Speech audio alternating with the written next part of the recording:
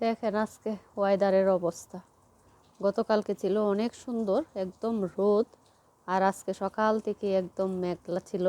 এখন বৃষ্টি পড়া শুরু হয়েছে। এই ঠান্ডার দিনে যদি বৃষ্টি হয় এত খারাপ লাগে যে বাহিরে বের হওয়া যায় না, কাপড় চোপড় সব ভিজে যায়। আর এই অবস্থা রান্না করতেও কিন্তু এত ভালো লাগে না। এখন গিয়ে রান্না করব। পুরো ব্লগটা দেখুন, আজকে কি কি রান্না করছি সবগুলোই আপনাদেরকে দেখানোর চেষ্টা করব। কি ভাবছেন, এটা কি গরুর মাংস? না, এটা গরুর মাংস না, তবে গরুর মাংসর মতো করে রান্নাটা করব। খেতে কিন্তু অনেক ভালো লাগে। আজকে আমি যেভাবে রান্নাটা করব সেভাবে একবার আপনারা বাসায় রান্না করে খেয়ে দেখবেন, অনেক ভালো লাগে। তবে ফার্মের মুরগিটা রান্না করবেন না। আমি কিন্তু এটা একটু শক্ত টাইপের যে মুরগিগুলো পাওয়া যায় সেটা নিয়েছি, কারণ আজকে সময়টা আমার খুবই কম। একটু পরেই সন্ধ্যা হয়ে যাবে, কারণ দুপুরে কেউ খাবে না, সেজন্য একটু পরেই রান্নাটা করছি। ভাবলাম যে হাতে মেখে বসিয়ে দিই, ডিম জালে আস্তে আস্তে এটা কষাবো। এখানে আমি সব ধরনের মশলা দিয়ে দিয়েছি, পরিমাণ মতো লবণ, হলুদের গুঁড়া, ধনিয়ার গুঁড়া, জিরার গুঁড়া, আদা বাটা, রসুন বাটা, তারপর হচ্ছে পেঁয়াজ কুচি, তেল, সব কিছু দিয়ে এখন ভালো করে মেখে চুলায় বসিয়ে দিব। আপনারা রান্নাটা দেখতে থাকুন আমি কিভাবে রান্নাটা করছি। দেখি মাংসর কি অবস্থা।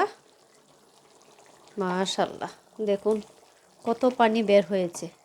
এখন একটু নেড়ে চেড়ে এখন কিন্তু ডেকেই রাখতে হবে, তাহলে মাংসর ভিতরে যে পানিটা আছে সম্পূর্ণ বের হয়ে যাবে। আর এটার মধ্যে কিন্তু মাংসটা এই পানির মধ্যে আপনার সুন্দর করে কষিয়ে নিতে হবে। এক্সট্রা কোনো পানি দেওয়ার দরকার নেই, যেহেতু এটা মুরগির মাংস একদম গলে যাবে।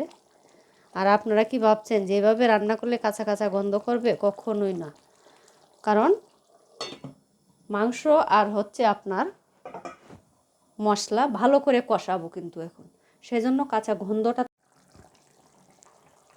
মাংসটা ভালোভাবে কষাচ্ছি। এখন দিয়ে দিব দুটা তেজপাতা, এলাচ, দারচিনি আর হচ্ছে লং দিয়ে এখন ভালো করে নেড়ে দিব। দেখুন কত পানি বের হয়েছে। পেঁয়াজটাও কিন্তু একদম এই যে গলা গলা হয়ে যাচ্ছে। পেঁয়াজটাও আস্তে থাকবে না, সুন্দরভাবে সব কিছু কষিয়ে নেব। আর মাংসগুলোও ভেঙে যাবে না। মাংসগুলো দেখুন মাংসটা কি সুন্দর করে কষিয়ে নিয়েছি। আমি কিন্তু সাথে একটা আলু দিয়েছি, আলুটা একটু ছোটো ছোটো করে দিয়েছি। সব কিছু একদম গলে গিয়েছে। পেঁয়াজ দেখুন, মনে হচ্ছে না যে একদম ভেজে রান্নাটা করছি। মশলার যে কাঁচা গন্ধ সেটাও কিন্তু না। এখন দিয়ে দিব এটাতে গরম পানি।